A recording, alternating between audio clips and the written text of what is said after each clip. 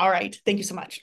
No Okay. problem. Thank you, everyone, for being here. Sorry, I am 1 minute behind schedule. I like to be prompt. But if you haven't attended one of my trainings before, I'm Christy Boer, she, her, hers. I'm the training director for the North Carolina Democratic Party. That's what I look like when I'm cold, but it's been hot here. I do have a co-host here today. Brian, do you want to say hello? Hello, everyone. My name is Brian. I am the data director at the NCDP. I use he, him, his pronouns, and I will be answering your questions in the chat and admitting people. Thank you, Brian. Brian, like you said, we'll be answering questions in the chat. So if something comes up as we go along, pop it in there. There will also be a couple of points for Q&A. And then as we get started, if you are comfortable, if you are able, and you'd like to introduce yourself in the chat, that's helpful for me. You can put maybe where you live, whether that's in North Carolina or somewhere else, and let us know if you've attended any of the other Vote Builder trainings or if you have experience with Vote Builder. That would be helpful. And as people are introducing themselves in the chat, a couple of housekeeping notes. First, I will send these slides out after today's training. So I have gotten that feedback, particularly from some of our friends in parts of the state that don't have a really stable internet. So what will happen is you will get a survey after today's training. It will come to you via email and or text. It will ask if you were able to attend and if you have feedback. So please complete that post-event survey. That helps me know who was here. So makes it a little easier for me to send out the slides. It usually takes me about 24 hours or so. It is a holiday week, but I should be able to get the slides out tomorrow. Then also on the screen here, I have a couple of phone numbers that you might want to save in your phone. First, my phone number's there. I've got a non-North Carolina area code. I've had that phone number for like 25 years. And then Lori is a fantastic volunteer who is helping me by making confirmation calls. So she might have called you for tonight's session, but she's happy to share her number so that if she's calling again, you'll know it's her and you can answer the phone. Then finally on this slide here, when I send this out tomorrow, those are links to the North Carolina Democratic Party social media accounts. Good thing to follow so that you can see how the party is talking about this election, how we're talking about our opponents, events coming up, news, and how we're talking about all that stuff. A note on jargon. I try to not use too much jargon when I am training people.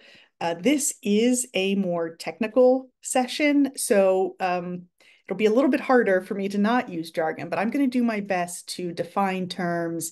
If I miss something, if you have a question, type in the chat. Between Brian and I, we will try to get all those questions answered. These are a few community agreements that I strive to live up to as the training director and that I ask people to live up to when you're attending my training. One thing that's not on here that I just want to mention is that North Carolina is an incredibly diverse state, lots of different types of communities, lots of different types of people. And hopefully what I share is helpful for you. There might be some things that you want to adjust a little bit to better suit your community and your program. So please feel free to do that if you need to. This was my reminder to record this session. I already turned on record. Our agenda, I will share an introduction to Vote Builder. I have seen people say there's a mix of experience here with Vote Builder. I will talk about MyVoters and MyCampaigns, which are the two main parts of Vote Builder, walk through working with individual records, how to create and save lists, and then at the end, I will share some additional resources. Before I get too far into Vote Builder, If I say vote builder and you don't know what that means, you don't have access to vote builder, you don't know what the terminology is. Brian, I don't know if you have this deck, but we can put some information in the chat. I'll share this again at the end, some other opportunities and ways to get involved with the North Carolina Democratic Party. Okay, so our introduction to Vote Builder. Vote Builder is one of our key organizing tools, and this is true for a lot of different types of campaigns and Democratic parties and people in the Democratic infrastructure. Vote Builder is our database, and campaigns these days really run on data. So you will find, enter, sort, categorize information on voters, on volunteers, and building high quality and accurate lists is really critical to our success. Vote Builder, which is also sometimes called VAN, which stands for the Voter Activation Network.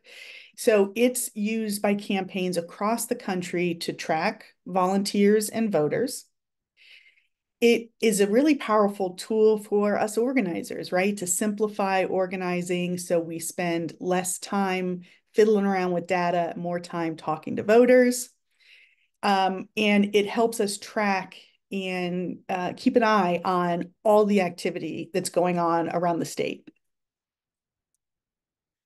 Vote Builder does make it easier to manage large quantities of data. It makes it a little bit easier for us to interact with and manage our volunteer program. And of course, the better an experience a volunteer has, we get more volunteers, and with more volunteers, we can have more quality conversations with the voters that we need to turn out in order to win. And the data that volunteers, whether you're a candidate, you're a county party leader, a precinct leader, a volunteer, all of the information that's entered into Vote Builder really helps guide decisions on how we spend our limited resources. Time and money are finite. And so we really need to have good data so that we know how to most efficiently spend that money and time. Here's some animation for you. So within Vote Builder, there is data, all kinds of demographic information. And this is just kind of a snapshot of all the kind of information that is in Vote Builder on people: name, email, phone number, whether you voted in a given election, if you've been a donor before. All of that information is collected in Vote Builder. Here's some of the ways that we get information into Vote Builder. So we get data from a lot of other sources. First, and the biggest chunk of this really, is the voter file. So here in North Carolina, we get this from the Board of Elections, and it includes the name, address, date of birth, if somebody is registered with a particular party, and then when you vote or not. That is also information that comes from the Board of Elections. So we do have historical data from past elections. So if you did vote, if you didn't vote, if we canvassed you, if we knocked on your door or had a phone call with you, that has been recorded from past elections. We also have modeled data, and this is a big part of Brian's job, the data and analytics part, where we slice and dice the data to try to determine who it's most important for us to talk to, who we think is persuadable, who we think we need to give a nudge to turn out to the polls, and maybe who is strong Republicans, and so we're not going to spend time talking to them. Also, we get information from signups. So, for example, you signed up for tonight's session on Mobilize. Our Mobilize is linked with our Vote Builder. So now I have an easy way to, like I said, get your email so I can send you the slides tomorrow. So whether you fill out maybe an interest form on a website, you make a donation, you sign up for an event, that helps populate Vote Builder. Then there's also data that we generate or collect, often with your help. Contactability, this is about who we've been able to contact, who we've been able to speak to, whether we knocked on a door, we texted, we made a phone call. All of the information that's collected when people have that direct voter contact helps us update our lists. So, for example, if you knock on a door and they see that person has moved, we don't need to go knock on that door for that voter again. There is volunteer data that is in Votebuilder. So when you attend this event, I will go into Votebuilder and mark that you have completed the event. And that information is also captured in Votebuilder. So for example, our organizing team, they make phone calls throughout the week to get people interested in signing up for canvases or phone banks. People who attend the trainings get a phone call to get invited to events. That's one of the ways we use that information. And then there are also survey questions. I'll talk about this a little bit more, but when you knock on doors or make calls, which you might have done before, you probably asked people, do you support Democrats up and down the ballot? How likely are you to vote in November? Those are all survey questions, and all those answers live in Votebuilder.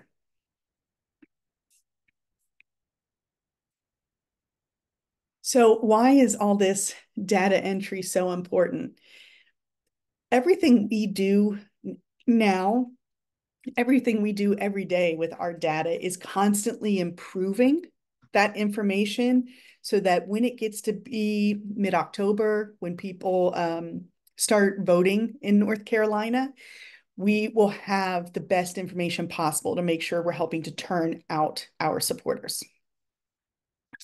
So what this is doing is by updating the contact information, by tracking those canvas results, every time we go to speak to voters, it gets exponentially more effective because our lists and our data have gotten better. Also, if you have access to Votebuilder that you've gotten from the North Carolina Democratic Party because maybe you are a judicial candidate or you are a county party chair, it is required in the user agreement.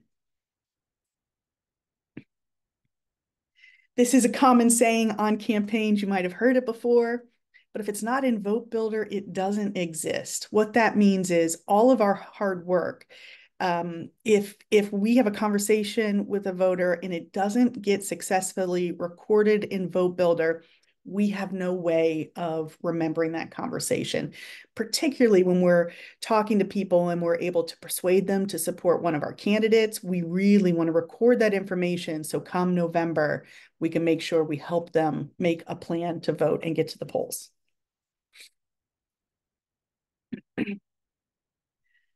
A few general tips for working with Votebuilder. Votebuilder is an incredibly robust and powerful system.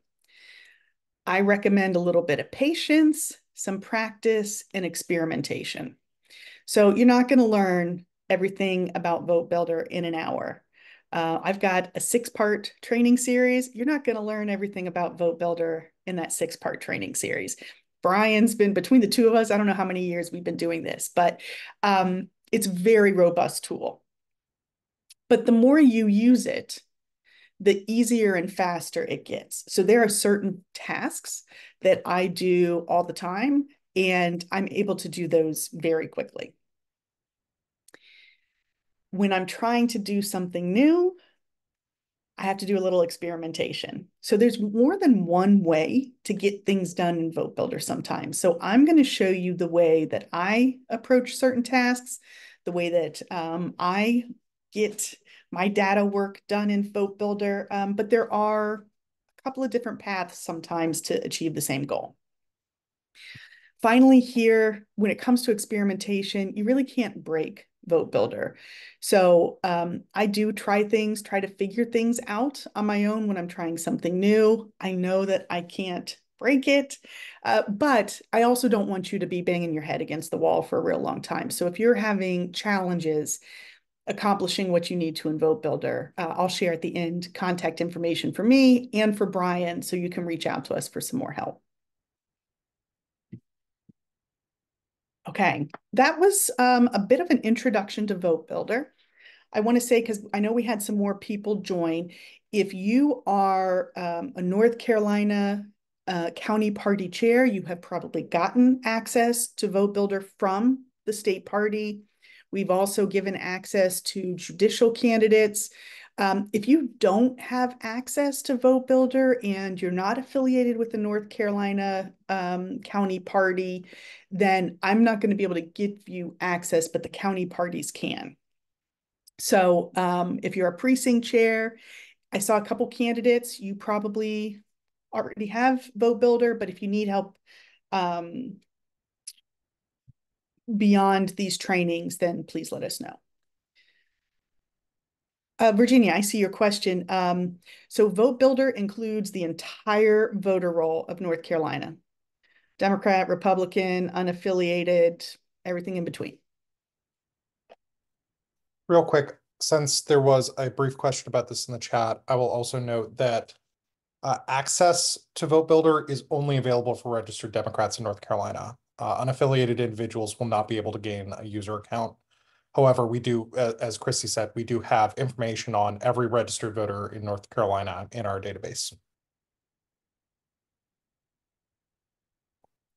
Anne, and then I'll go to Linda. Anne, I see your question in the chat. So if you are a volunteer, you know what, this might be a good time for me to stop a screen share for just a minute. If you don't have access to Votebuilder and you're looking for ways to get involved as a volunteer, I'm going to give you a couple of links here that might be a better fit. If you are interested in working in the Votebuilder system, if you tell your county party that you would like to get involved and volunteer and help with Votebuilder, they may very well take you up on that. But in the meantime, I did share information and links in the chat on how you can canvass with the North Carolina Democratic Party, and also for phone banks that we are doing regularly. And then the final link there is for the full training series beyond Votebuilder that I'm offering. Linda, go ahead.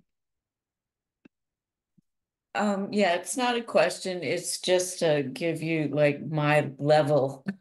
I have access to Votebuilder. I have had access. I've been in there and I couldn't even pull up my own name. So that's how my level of understanding anything. And I'm pretty good with software. So I don't know if different people, even if you can log in, there are restrictions. I couldn't even pull up myself. So I'm like, I need Votebuilder for dummies. That's all I'm telling you. Okay, couple thoughts. And then I see one hand from Jeffrey, but then I want to, excuse me, move on to the next section. If you don't learn some things in this session that are helpful, I will also share these slides. I'll share the recording, but Brian and I also have office hours. It's kind of like an open house. People pop in, ask us questions, and we can help that way. I'll share that information at the end. I can't speak for Brian, but I know I'm not doing office hours this week because it's a holiday week, so it's kind of weird, but we can give you help. Bonnie, what you should do as a precinct chair is talk to your county party and ask them. They can potentially give you access or help you in other ways. Jeffrey? Before I ask, I need to confirm two things. Is Votebuilder the same as NGP ban? Yes. Okay. Now, I promise you won't kick me off if I ask this question, okay? Because the last time I asked it, I got kicked off, okay? Well, we'll see, Jeffrey. Because I asked it incorrectly, but I think I got it. Can you still hear me? Yes. Am I legally allowed to use an NGP van to find the contact information of people I've unintentionally distressed in order to reach out to them directly and try to mend things between us and fix what I accidentally damaged? if you know what I mean. That is not an approved use case, and that would be grounds for revocation of your access. This is purely a tool for direct voter contact. Oh, so that's a no. That's a no then, right? That's a no. Thanks for telling me. Okay, let's move on now to my voters and my campaigns, which are the two main sections within Votebuilder. This is a truncated screenshot, but what you can see here, I've got the North Carolina version of Votebuilder, and I have a My Voters tab and a My Campaigns tab. A note on jargon here. Campaign people, if you're using Votebuilder all the time, we will say my V or my C for my voters or my campaigns. So if I slip up, I might use that abbreviation. In my voters, that is where the voter roll is. So all voters in North Carolina, Democrat, Republican, active, inactive, everybody from the voter roll is in my voters. It is from the voter file, and the state party really manages this data. We get it from the Board of Elections. We put it in there. So you won't be adding records in there. You can add like a phone number and email as you interact with people. This is where if you are a county party chair or a precinct leader or something, a canvas captain, you will use My Voters to make a list of voters to talk to, whether you are knocking doors, making phone calls, doing a text campaign. You will make those lists in My Voters. This is where our interactions with voters are recorded. So for example, do they support our candidates? Are they intending to vote? And you can always make new lists for more outreach or follow-up. Jermaine, I see your hand. You are muted. Let me unmute. I apologize. I do have access to Votebuilder, and I have it open now. I don't see my voters and my campaigns. And yet, and I was on one of your classes about a month ago and realized I was in the wrong place. So I've had discussions with Heather Oland, and she's the second vice chair in Union County. And she told me that I had all the accesses I need. Where is my voters and my campaigns? I'm not sure what's going on there, but we will share our information for office hours, and you can come and we will give you one-on-one help. Okay. Thank you. Mm-hmm. I like when people come to office hours and we have to figure out a Votebuilder mystery, so don't worry about it. Okay, so my campaigns. This is where volunteers and volunteer prospect data live. This is a smaller list always than my voters. That's the whole voter file. My campaigns, your volunteer universe is going to be smaller. If you are just creating a Votebuilder committee, so for example, if you are a candidate and you just created your Votebuilder, My Campaigns is going to start out with 0 people in it. You have to build that. I have a separate training with some ideas on how to start building that. But if you're a county party chair, your county parties have had this for a while. It should not be 0. If you are a candidate, it's going to start at 0 until you upload some information. This is when people express interest in the campaign, they will be included in this My Campaign section. So you signed up for this event on Mobilize, you're in My Campaigns. If people attend an event, they will be in My Campaigns. So you will use My Campaigns to reach out to volunteer leads, to track your outreach. You can schedule events in My Campaigns, like one-on-ones, canvases. You can look at the data to track your volunteer capacity or how many. I'm sorry, that was a cat fight. I'm glad I'm recording this. So you can determine your volunteer capacity. How many volunteers do we have? so that we know how many, doors we can knock. And then you can always toggle back and forth between MyVoters and MyCampaigns as you're working in Votebuilder. That was a quick overview of MyVoters versus MyCampaigns. I'm going to talk about working with individual records next. Are there any questions or anything in the chat, Brian, before I move on? Nope, keep it rolling.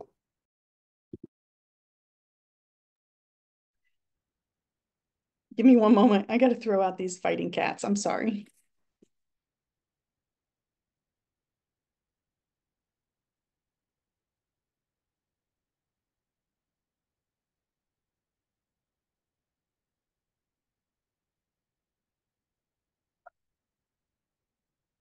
Sorry about that. Okay. Working with individual records. So if you are looking for a specific person, whether that is in MyVoters or MyCampaigns, you can use the quick lookup tool. So once you're logged into Votebuilder, you will see about the middle of the page, this quick lookup graphic. When I click on that, it brings up a screen where you can basically search on pretty much any criteria people have associated with their record. Most likely, you will be searching for someone for their last name, first name, maybe street address, email, phone number. This tool is used for looking for like one individual person. So I've got a red arrow here by the search button. What you would do, I would put in Boer. My last name's not super common, but I might put that I live in Holly Springs, search for it, and see if I come up. So there was someone who, I think it was Linda, maybe wasn't able to find herself. If you are registered to vote in North Carolina, you should be able to. I will say it can be a little tricky. Your name, so my name legally is Christina. If I search for Christy, I'm not going to come up. But Linda, we can talk in office hours and I can help you with that. So that is how you would look up a particular person. So most of the time, particularly in MyVoters, but also in MyCampaigns, data is updated from a list. So for example, the voter roll, there's a bulk upload of a whole bunch of information. You do have some ability to edit records on an individual basis. What I'm showing here is a screenshot from MyCampaigns. I pulled myself up.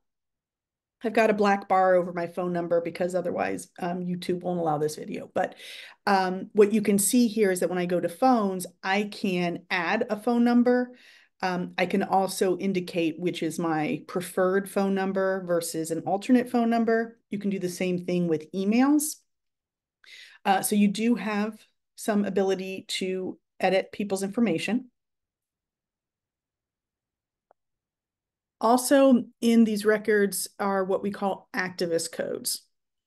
So this is information that we use to track something about a person that doesn't really change.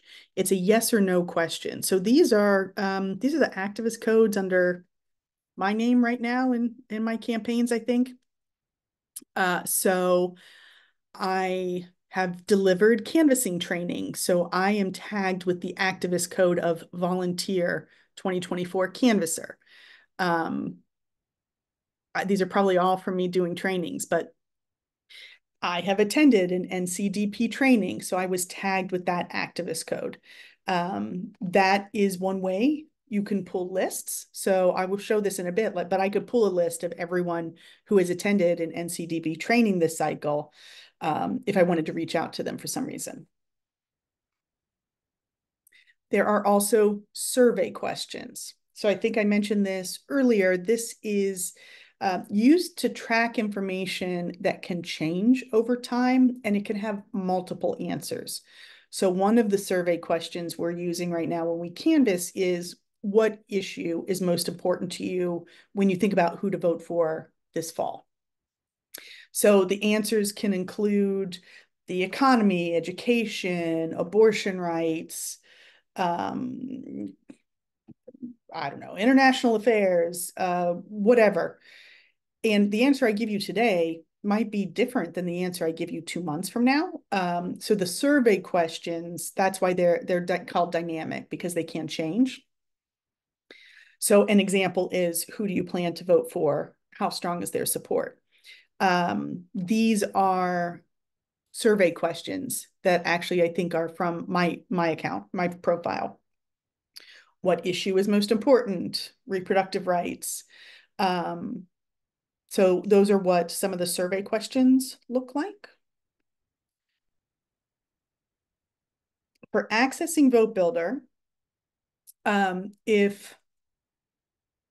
if you want to log in and kind of follow along, or tomorrow when I send these slides out, if you want to follow along, I want to make sure you have the site bookmarked so that you can get into Votebuilder if you have a Votebuilder account. I saw somebody had an action ID. That doesn't necessarily mean you can access Votebuilder, but it does also use the action ID. So if you think you should have access because of your involvement with the North Carolina Dems and maybe a particular county party, please reach out to your county party and ask them for access.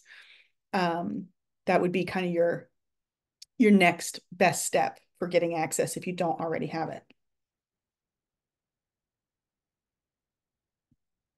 I'm going to talk about creating lists. What was this? Creating and saving lists. And I think we'll get through all of these slides I've prepared, and so I should have a chance to do a live demo once I'm done with the slides.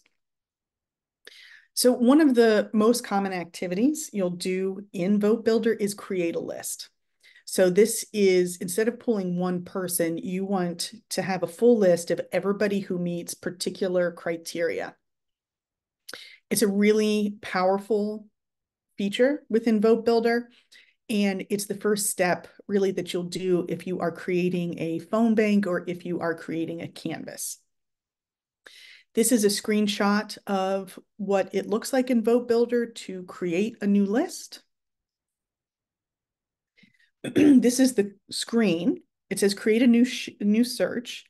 And this is how I'm going to create my list. So there are lots of different criteria you can use. Basically, every data point that is within Votebuilder can become searchable. That doesn't mean it's usable, but it's searchable.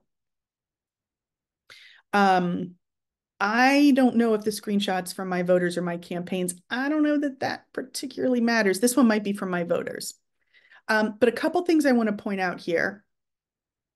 So you can see all the search criteria. So it goes activist codes, addresses, age, application status, canvas status. All these criteria here in MyVoters, it's in alphabetical order.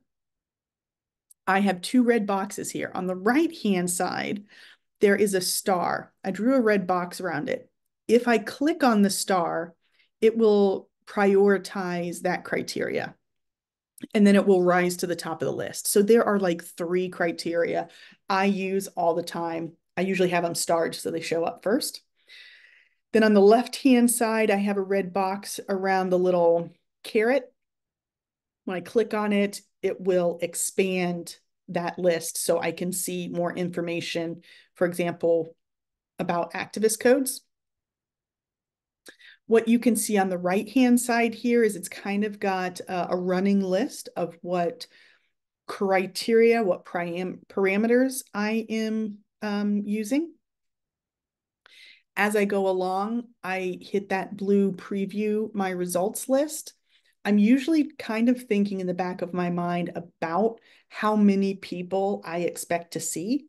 And this is just kind of like to make sure the list I'm building is logical and passes the sniff test. So I'm going to say, I'm going to pull up voters in Holly Springs. 40,000 people live in Holly Springs. So maybe about 20,000 people are going to show up as voters.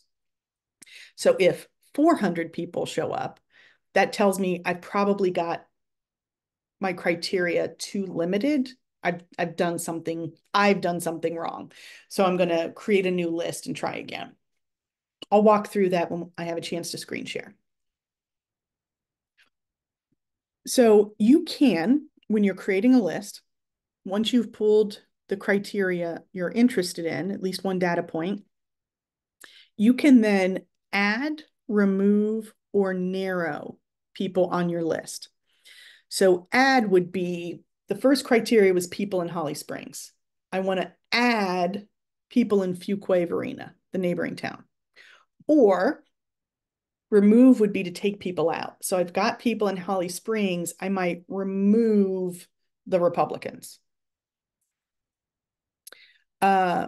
You can also narrow.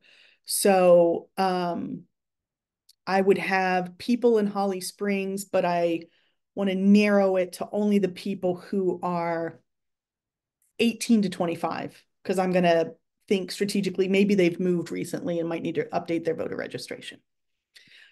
So those options are there for you: add, remove, or narrow. This is what it looks like visually. So the step one criteria, and this is a little bit of like a Venn diagram if you're familiar with how that works. So step one, I'm pulling everyone who voted in the last election. It's a pretty big universe of people. I might also be interested in everybody who's registered as a Democrat. If I want people who voted in the last election and I want to add the Democrats, I want both of those groups of people, I would use the add people feature. And that's giving me both the blue circle and the yellow circle. I might only want people who voted in the last election who are not Democrats. So I'm removing the Democrats from the people who voted last time around. And if I only want the Democrats who voted in the last election, I would use that narrow feature. So I find to be a logic exercise every time I'm doing it. I have to be thinking through if I'm adding, removing, or narrowing people. And this is why I said, gut check your results. The sequence of this matters. Also, if I'm pulling a list and I'm looking for voters in Holly Springs, 40,000 people live there. I expect to see about 20,000 people are registered voters. If the number that comes back is 400, that's 400 is way, way lower than the 20,000 I expected.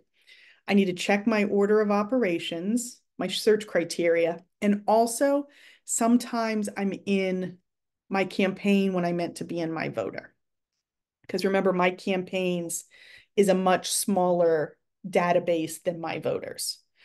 So if I've got a number that doesn't pass the sniff test, my gut tells me the number's weird, the first thing I check is if I'm in my voter or my campaign. Once you've pulled your list, there are two ways you can save your results. You can have a saved list or a saved search. A saved list doesn't change. So I've pulled my list of voters in Holly Springs, and I'm just going to save that list. If somebody registers to vote, they're not going to get added. If, I don't know, if somebody unregisters to vote, they're not going to come off. Or if they move out of Holly Springs, they're not going to come off. I use this list type, a saved list, usually when it's something I'm working on that's short term. So for example, when my volunteer was making confirmation calls for everybody who has showed up, who has signed up for tonight's event, I made a saved list because I only was going to be using it for the next couple of days. The other option is a saved search. And then you're saving your criteria. So it will get updated as people's response to that criteria changes. So if somebody moves out of Holly Springs, they would fall out of that list. If somebody registers to vote, they will be added. Or if I'm pulling a search of people who have indicated they want to volunteer, but they have not yet completed a volunteer shift, for example. Once someone has completed a shift, they would come off that list. So saved search is a slightly more sophisticated, slightly more robust method. I use that if it's something that I'm doing that's a little bit more long-term. Brian, any thoughts there on saved search versus saved list? I know we've had some debate about that before. I generally prefer saved lists saved searches over saved list, especially if you're going to be sharing them with people. Sharing things that reference other static lists can get a little buggy sometimes, and that can cause problems. Thank you. Okay, I'm going to share a few additional resources, and then I'm going to have time to do a screen share and take more questions. I will drop this information in the chat again, but if you are ready to knock doors, make calls, I've got links to all of our canvases that are scheduled. We phone bank every Tuesday and Thursday at 1 p.m. and 3 p.m. And then the build skills link I'll share goes to the full schedule of all the trainings I provide. When I share this over email, I will also share the North Carolina Democratic Party's Living Library. It's basically a share drive that we share with volunteers. It's been built up over the past several years. And this is a screenshot of the Votebuilder materials available on the Living Library. All of the slide decks I have created are in here. I will figure out how to add the videos there. Figure it out. There's also the user agreement for Votebuilder. And there is this Votebuilder guide. So this is, I don't know, it's like 40 pages or something. You're not going to want to read it. It's super boring. But if you're looking for something in particular, it's a really good resource because you can search for it. There are hyperlinks. There's some videos in there. Also, when I send this out, everything that's got that flashing kind of cursor icon, that's clickable. So if you pull up these slides tomorrow and you click on that cursor, it will take you to the guide. Let's see. Oh, Brian has a Votebuilder Slack channel he administers. So if you're interested in signing up for that, you can email Brian to be added. Particularly for my county party chairs or precinct leaders, the state party has what we call the content package. We send this out every Wednesday. It's developed by our digital team and our communications director. And it includes a snapshot of the messaging that we have going on for that week. So whether we're talking about events in the news, we're talking about our candidates, we're talking about our opponents. We send this email out every week. I highly recommend signing up for it so you can see how we're talking about the campaign. Also, we share graphics. So we'll share links to our social media posts and ask you to like retweet, share, like, and we will also provide graphics that are really topical and professional looking that you can use to post from your own account, especially if you're like a county party. This is a great resource to help build up your social media channels. This is the full schedule of Votebuilder trainings. I will include this when I email tomorrow, along with kind of what topics are covered in each training. So you can sign up for as many of these as you want. I will be recording all of these. This is my third time through this training content. I do think this is probably going to be the last time before the November election, picking up again in 2025. For my friends who want to canvass, I will share the link to see every county that we're canvassing in. Our schedule this weekend's a little light because of the holiday, but we have a goal of talking to voters in all 100 counties in our state. And we might be up to like 60 counties so far. So there are canvasses every weekend. We also are phone banking, like I mentioned, Tuesdays and Thursdays at 1 and 3. So I will share that link as well, along with our contact information. So these are our email addresses and information on our office hours. So office hours, it's like an open house, pop in, ask a question, leave when you get the answer. For the training department, it's not a structured training. It's really just an opportunity for you to get individual help. With that, I'm going to stop the screen share for a minute. I'm going to take some questions, pop some resources in the chat, and then I can do a screen share of a couple of key skills. Brian, is there anything going on in the chat that we should talk about